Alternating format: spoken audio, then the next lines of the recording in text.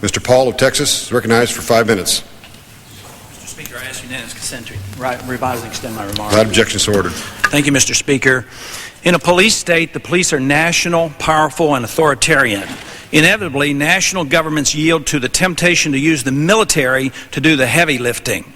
Once the military is used for local police activity, however minor initially, the march toward martial law with centralized police using military troops as an adjunct force becomes irresistible.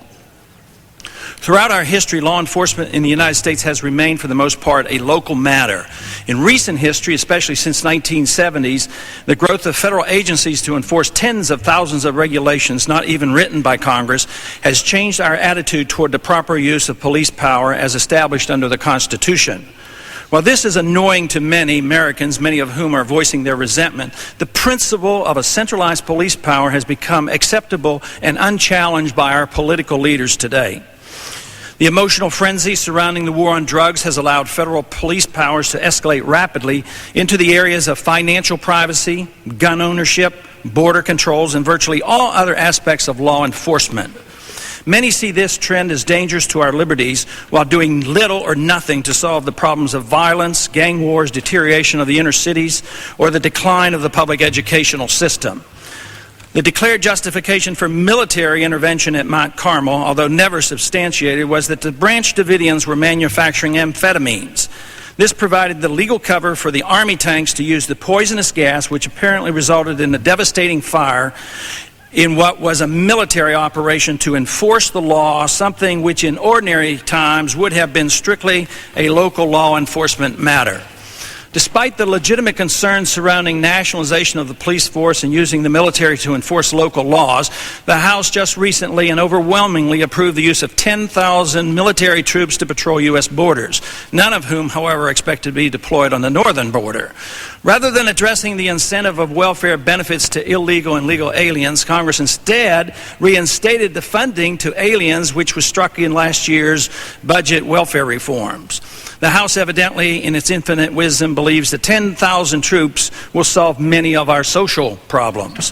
If this nation's drugs laws are not reconsidered, the tremendous incentive for quick profits will prevent any success that might otherwise result from more and more armed border agents. But it's also the psychology behind this effort that so often allows the enforcement process to get out of hand, whether at Ruby Ridge or Waco. So far, the military on our southern border has not exactly done itself proud. In January of this year, the Army shot and wounded an illegal immigrant near the Rio Grande Valley.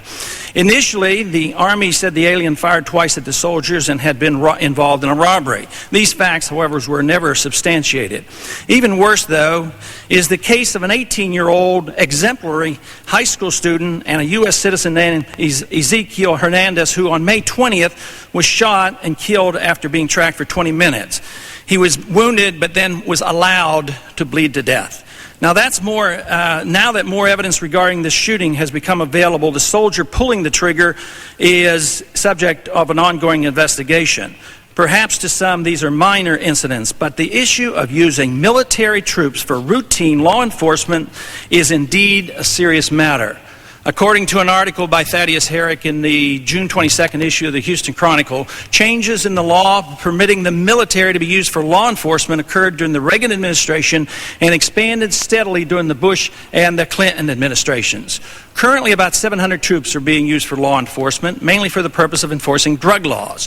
However, with the new legislation working its way through Congress, the numbers could grow substantially. This does not include the 6,000 border control agents already manning the borders, a number which is slated to increase to 20,000 over the next 10 years. Lawrence Korb, former Assistant Secretary of Defense under Reagan, was and remains critical of the trend toward using military troops in this manner. His argument, according to Herrick, is that soldiers, quote, whole mindset is to go to war. They try to perform law enforcement tasks, but at some point their instincts may take over, close quote. This is a good warning which could be equally applied to our troops being used as civil policemen in foreign countries under the United Nations banner, such as has done recently in Haiti, Somalia, and now as well in Bosnia. Korb has consistently opposed using the military on our borders. The Clinton administration, in continuing a process begun by Reagan, defends his doing so.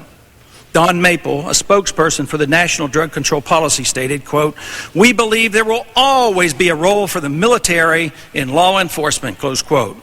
When the Mexican government ignored the Mexican Constitution in the 1830s and used the military to enforce civil law in Texas, the Texas settlers would have no part of it. The Texians' strong objection and resistance to military law eventually led to the Battle of San Jacinto. Military law in the colonies led to a similar result. Congress must be more careful in ignoring this principle.